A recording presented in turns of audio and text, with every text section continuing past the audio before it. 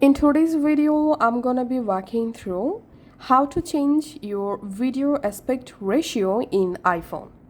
To change your video aspect ratio, go to your Photos app and then just open that video you want to change aspect ratio, and then from the video tap on edit.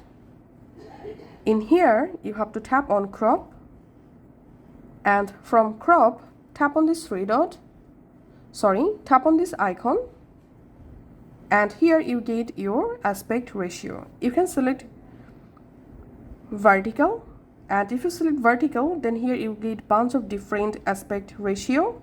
You can just go ahead and select any of the aspect ratio from here, just like this, or you can select horizontal, and then also here you will be able to change your aspect ratio for your horizontal video.